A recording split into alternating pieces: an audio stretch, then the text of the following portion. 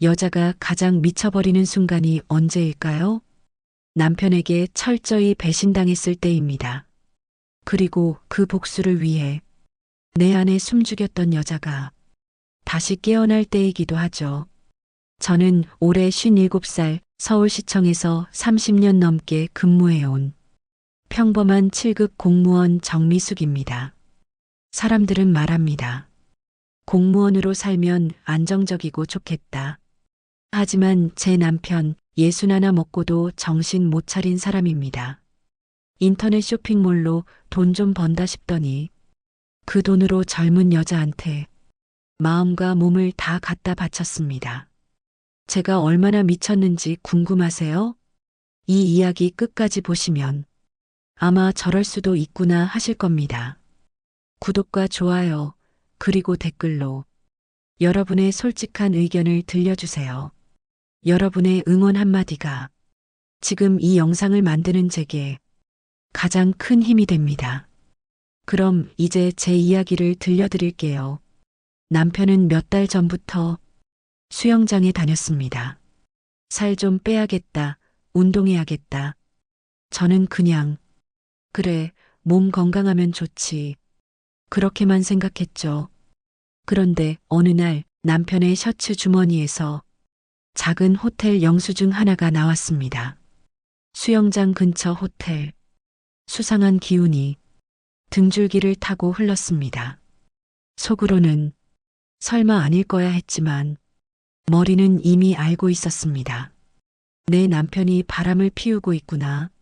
며칠 밤을 뜬 눈으로 버티다. 남편이 샤워하는 틈에 휴대폰을 열었습니다. 결국 보지 말아야 할 걸 보고 말았습니다.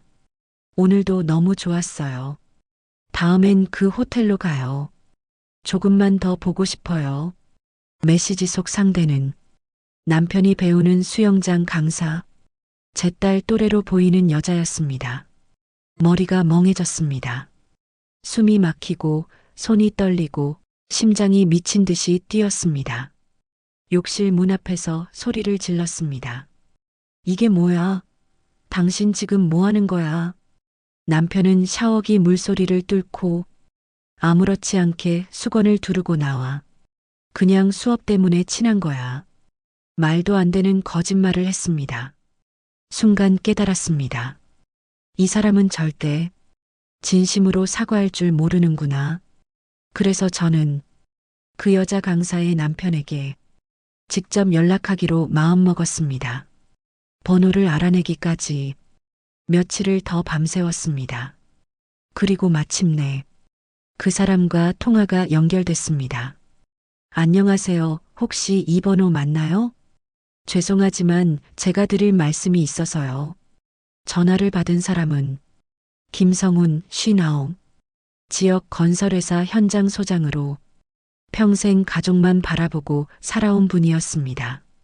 처음엔 말문이 막힌 듯 아무 소리도 못 하시더군요. 그러다 떨리는 목소리로 정확한 증거가 있나요? 조심스레 물으셨습니다. 그 한마디에 참았던 눈물이 터졌습니다. 있어요. 사진도 있고 메시지도 있어요. 그날 밤 우리는 2시간 넘게 전화를 붙들고 서로의 얘기를 쏟아냈습니다. 아무도 이해해주지 못했던 상처를 핸드폰 너머로 위로받았습니다. 그 밤 이후로 우리는 매일 통화했습니다. 서로의 분노, 배신감, 그리고 미친 듯한 허무함까지 상대방의 숨소리에서조차 서로를 위로받았습니다.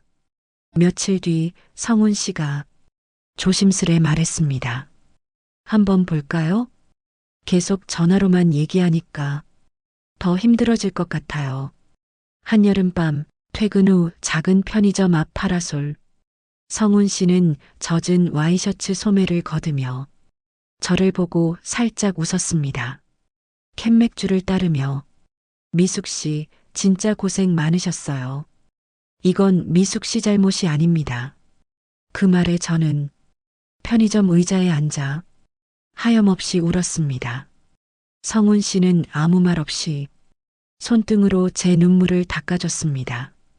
그 손길이 누군가의 아내가 아닌 한 여자로서의 저를 다시 깨우는 것 같았습니다. 그날 이후로 우리는 자주 만났습니다. 동네 국밥집, 커피숍, 한적한 공원 벤치. 우린 서로의 상처를 조금씩 덜어줬습니다.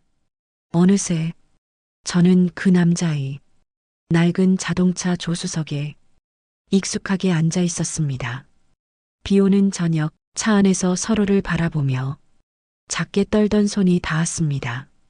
그리고 숨소리만 가득한 짧은 순간 우린 서로에게 가장 깊은 위로가 되었습니다.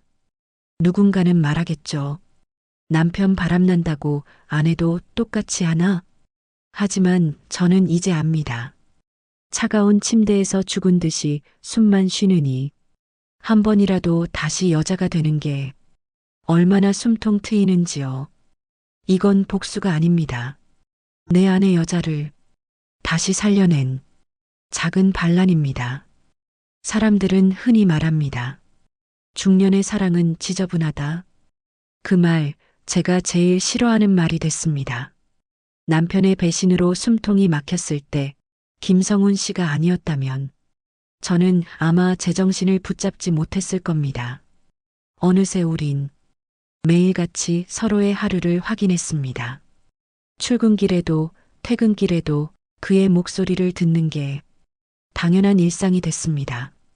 퇴근 후 작은 고깃집 구석자리에 앉아 소주잔을 기울이고 있으면 언제나 그가 있었습니다. 미숙 씨, 오늘은 좀 어때요? 그 물음에 제 마음이 녹아내렸습니다. 남편은 제가 집에 늦게 들어와도 이젠 아무런 관심도 없었습니다. 자기 바람 피우기 바쁘니까요. 그 덕에 저는 더 이상 죄책감조차 느끼지 않았습니다. 하루는 성훈 씨가 조용한 카페에 앉아 제 손을 덥석 잡았습니다. 우리 그냥 이쯤에서 멈출까요? 그 말이 얼마나 잔인했는지 모릅니다. 저도 모르게 손을 빼려 하자 성훈 씨가 제 손을 꼭 잡으며 말했습니다. 아니요. 미숙 씨가 싫다면 그냥 잊어버려요. 나는 이제 못 멈추겠어요. 저도 웃음이 났습니다. 저도요. 저도 이제는 돌아갈 자신 없어요. 둘 다 서로를 완전히 붙잡아 버렸습니다. 그날 이후 우리는 더 대담해졌습니다. 같은 도시에 살면서도 일부러 1시간씩 돌아가 사람들이 보지 않는 골목 모텔로 들어갔습니다. 어두운 복도를 걸으며 서로의 손을 꼭 잡았습니다. 문이 닫히는 소리와 함께 우리의 모든 망설임도 닫혔습니다. 옷깃이 스치고 숨이 엉키는 그 짧은 순간 저는 내 몸이 아직도 살아있음을 느꼈습니다. 남편과의 냉랭한 침대에선 죽은 듯이 버텼는데 이 사람 품에선 숨이 다시 뛰기 시작했습니다. 어떤 날은 허름한 모텔방에 누워 창문 틈으로 새어드는 가로등 불빛을 같이 바라봤습니다. 성훈 씨는 제 머리칼을 쓰다듬으며 조용히 물었습니다. 미숙 씨, 후회하지 않아요? 저는 웃으면서 대답했습니다. 후회? 그건 이제 남편 몫이죠. 그 말을 하며 제 안에 켜켜이 쌓였던 억울함과 분노가 눈 녹듯 사라지는 기분이 들었습니다. 그와 함께 있으면 자꾸 웃음이 났습니다.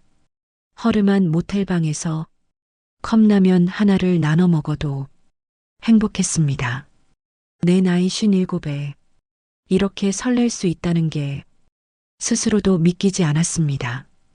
그를 만나면 잊고 있던 여자로서의 자존감이 되살아났습니다.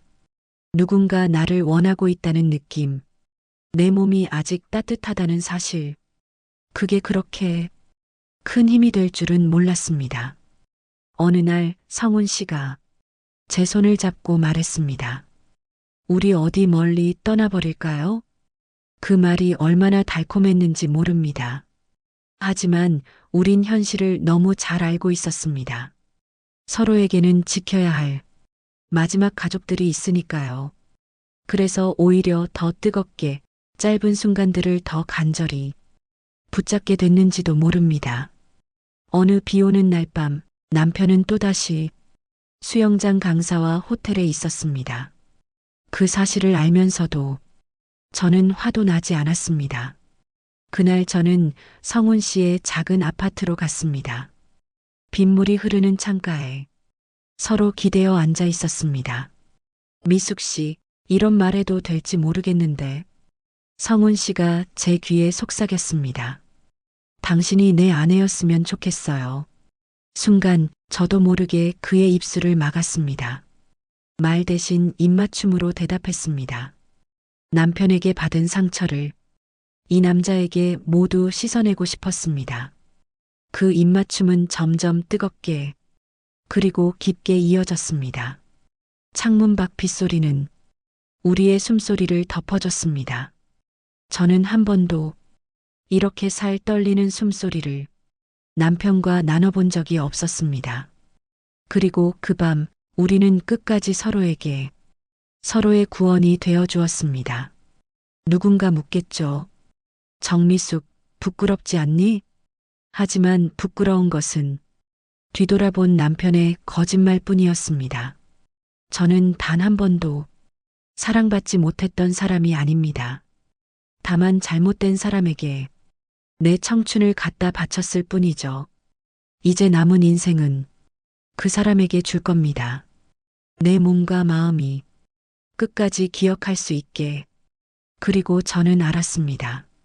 이 사랑이 끝나더라도 그 어떤 후회도 없을 거라는 걸. 왜냐면 지금 이 순간만큼은 내가 살아있음을 느끼니까요. 누군가는 우리를 보고 중년의 추한 불륜이라고 하겠죠. 하지만 저는 이제 그런 시선을 두려워하지 않습니다. 요즘은 성훈 씨와 짧은 여행을 자주 갑니다. 멀리 갈 필요도 없습니다. 바닷가 근처 작은 민박집이나 시골의 낡은 펜션이면 충분합니다. 차를 타고 한참을 달리다 보면 도시의 소음과 거짓말이 조금씩 멀어집니다. 민박집에 도착해 작은 방에 가방을 풀고 나면 우린 마치 부부 같습니다. 우리 이럴 때만큼은 정말 부부 같네요. 제가 웃으며 말하면 성훈 씨는 제 머리를 쓰다듬습니다. 이럴 때가 아니라 난 원래부터 당신이 내 아내였으면 좋았어요. 그 말에 제 마음은 또 한 번 흔들립니다. 지금이라도 모든 걸 버리고 이 사람에게 가고 싶다는 생각이 듭니다. 하지만 현실은 쉽게 문을 열어주지 않습니다. 우리에겐 아직 남아있는 가족들이 있죠. 성훈 씨에게는 대학생 딸이 있습니다. 저에게도 아직 결혼 못한 아들이 있죠. 이 관계를 안 들키려면 더 조심해야 했습니다. 주말마다 엄마 동창 모임 간다며 집을 나설 때마다 조금씩 떨렸습니다. 어느 날 남편이 아무렇지 않게 수영장 강사에게 전화를 거는 소리를 주방에서 듣게 됐습니다. 오늘은 어디서 볼까? 그 호텔? 아님 내가 좋아하는 그 풀빌라? 그 말에 제 손에 들려있던 식칼이 부들부들 떨렸습니다. 예전 같았으면 소리를 지르고 따졌을 겁니다. 하지만 이제 저는 웃으며 전화기를 닫았습니다. 저도 갈 데가 있으니까요. 그날 밤 저는 성훈 씨와 함께 작은 콘도에 있었습니다. 창문 너머 산속 바람이 서늘하게 들어오고 작은 전기장판 위에 우린 서로의 체온을 가장 가까이 나눴습니다. 미숙 씨, 성훈 씨가 제 머리를 감싸며 속삭였습니다.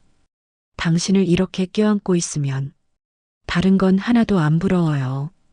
그 말에 저는 웃으며 대답했습니다. 저도요. 다른 거 아무것도 안 바라요.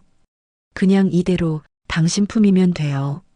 누군가에게 들키지 않으려고 작게 속삭이고 조용히 웃고 서로의 숨소리를 듣고 이렇게 숨죽여 나누는 순간들이 어쩌면 더 진짜 같았습니다.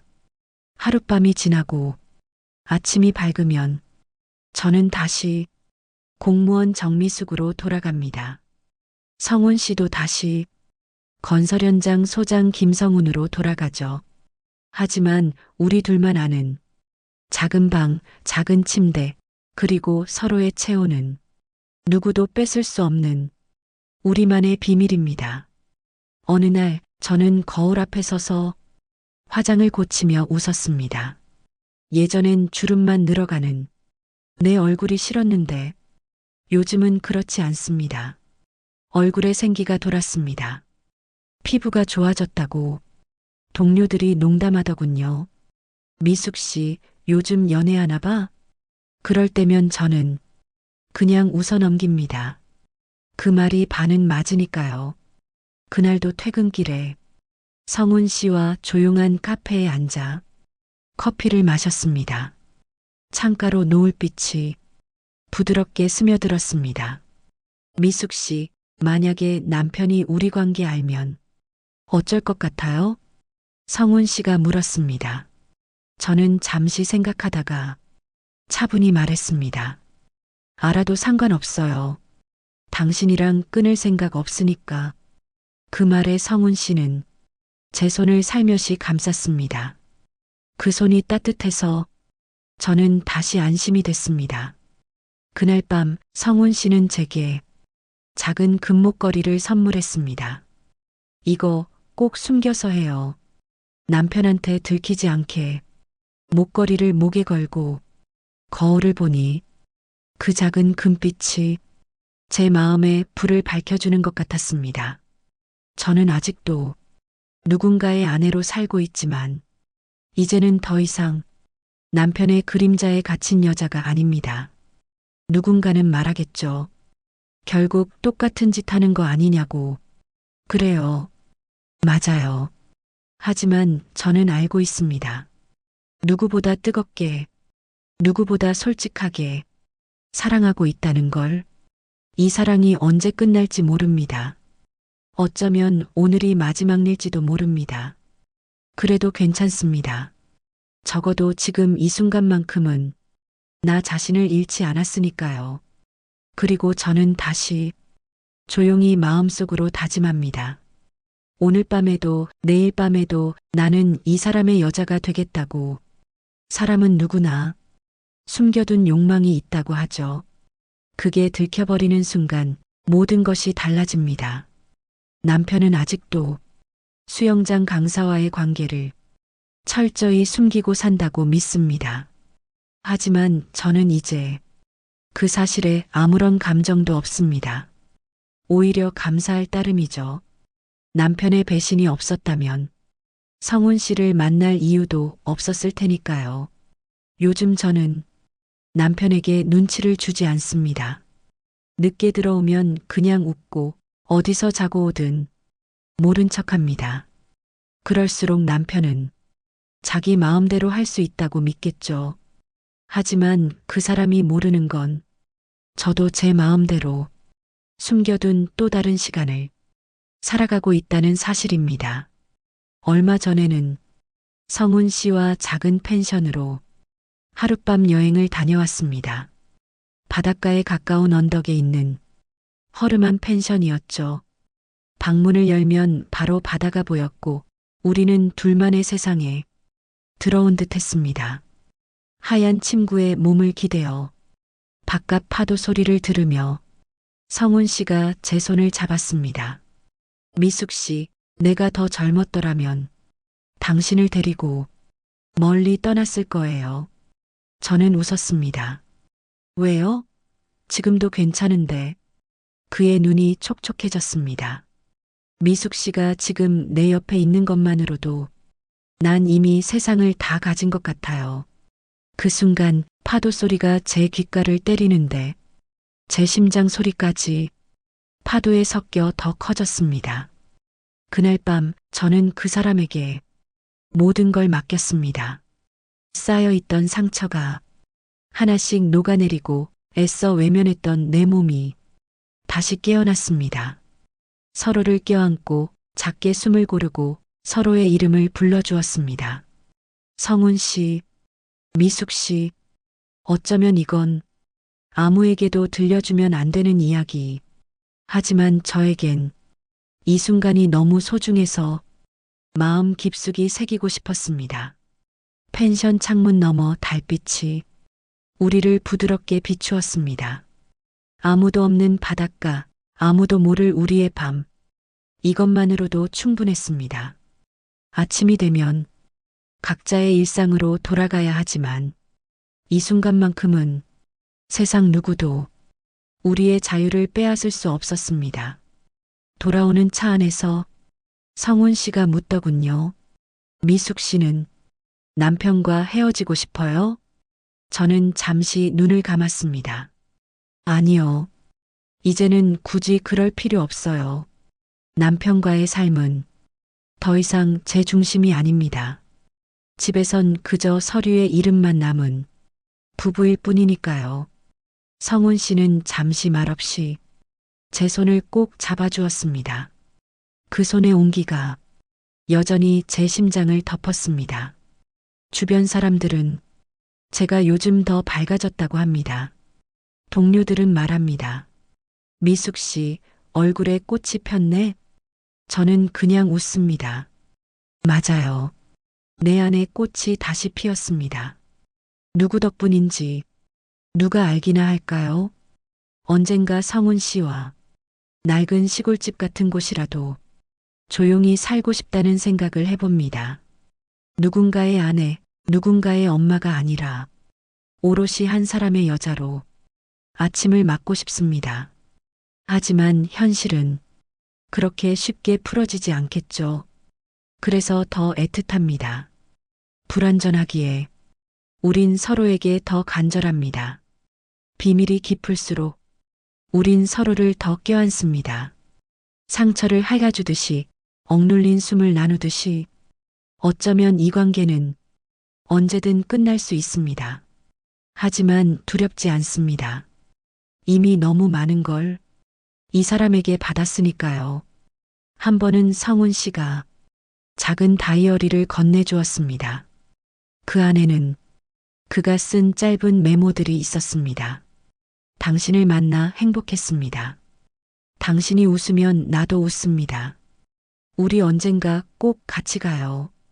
그 다이어리를 가방에 넣어두고 퇴근길 지하철 안에서 몰래 꺼내볼 때마다 저는 다시 살아있음을 느낍니다. 남편은 이런 제 마음을 죽었다 깨어나도 모를 겁니다. 그럴수록 더 이상 미련도 없습니다. 이제는 남편의 거짓 미소에 상처받지 않습니다. 그 대신 밤이면 다시 그 사람의 품으로 달려갑니다. 내가 여자로서 다시 숨 쉴 수 있는 곳으로 아무도 모를 작은 방, 낡은 침대, 그리고 우리 둘만의 체온. 이게 지금 제 삶의 가장 뜨거운 진실입니다. 사람들은 저를 보고 어리석다고 하겠죠. 결국 똑같은 사람 됐다. 그래봤자 남는 게 뭐 있냐? 그 말이 틀리지 않다는 걸 저도 압니다. 하지만 단 한 번만이라도 제 마음이 원하는 대로 살아보지 못한 채 늙어가고 싶지 않았습니다. 지금 저는 남편과의 냉랭한 밥상 대신 성훈 씨와 함께 먹는 작은 컵라면 한 그릇에 더 큰 위로를 느낍니다. 언젠가 이 관계가 끝이 나더라도 저는 후회하지 않을 겁니다. 왜냐면 이 사랑은 제 인생의 마지막 선물 같은 거니까요. 얼마 전엔 둘이 함께 바닷가를 걸었습니다. 겨울바람이 차가웠지만 성훈 씨 손이 제 손을 꼭 감싸주었습니다. 미숙 씨, 내가 이 손 잡아줄 수 있는 게 얼마나 감사한지 몰라요. 그 말에 저는 바다를 바라보며 웃었습니다. 우리 이렇게라도 만나서 정말 다행이에요. 바다는 차갑게 넘실거렸지만 우리 마음은 이상하리만치 따뜻했습니다. 나는 이제 더 이상 남편의 그림자에 갇힌 여자도 아니고 누구에게 붙들려 울던 여자도 아닙니다. 지금 이 순간만큼은 내가 선택한 사람과 내가 원하는 방식으로 마음을 나누고 있으니까요. 그날 밤 성훈 씨와 작은 민박집에 묵었습니다. 낡은 온돌방에 누워 서로의 손을 잡고 작은 TV를 틀어놓았죠. 드라마에 나오는 젊은 연인들의 멜로가 왜 그리 우스워 보이던지요. 우린 그보다 더 진짜였으니까요. 성훈 씨는 제 머리카락을 쓰다듬으며 조용히 속삭였습니다. 당신 만나고 나서 세상이 달라졌어요. 나도요. 이렇게 누군가에게 여자로서 필요할 수 있다는 게 얼마나 큰 힘이 되는지 몰랐어요. 그 말에 서로 웃었습니다. 이 밤이 지나면 다시 현실로 돌아가야 하지만 우린 이미 충분히 서로에게 스며들었습니다. 아침이 되면 남편은 또다시 수영장 강사와 문자를 주고받겠죠. 그걸 알면서도 이제는 웃음만 납니다. 그가 있는 집에 돌아가도 이제는 더 이상 외롭지 않습니다. 왜냐면 내 마음은 이미 다른 곳에 있으니까요. 어느 날은 성훈 씨가 말했습니다. 미숙 씨, 이 관계가 오래 갈 수 있을까요? 저는 고개를 저었습니다. 모르겠어요. 그치만 상관없어요. 지금 이렇게 서로의 품에서 숨 쉬고 있다는 게 중요하니까요. 우린 서로의 손을 꼭 잡았습니다. 주름진 손등이 부끄럽지 않았습니다. 그 주름 속에 내가 살아온 시간, 내가 견딘 눈물, 그리고 지금 다시 되찾은 온기가 다 들어있으니까요. 저는 이제 압니다. 사랑이란 누가 뭐라 해도 스스로가 살아있음을 느끼게 해주는 것이라고요. 남편에게 받은 상처는 성훈 씨의 손길로 하나씩 사라졌습니다. 이제 저는 다시 여자로서, 사람으로서 제 자신을 껴안고 살 수 있습니다. 누군가는 끝까지 저를 욕할지도 모릅니다. 하지만 괜찮습니다. 누구도 내 인생을 대신 살아주지 않으니까요. 이제야 알았습니다.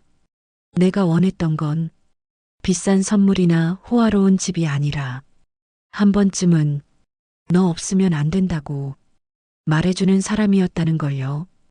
그걸 남편에게는 단 한 번도 듣지 못했지만 지금은 매번 들을 수 있습니다.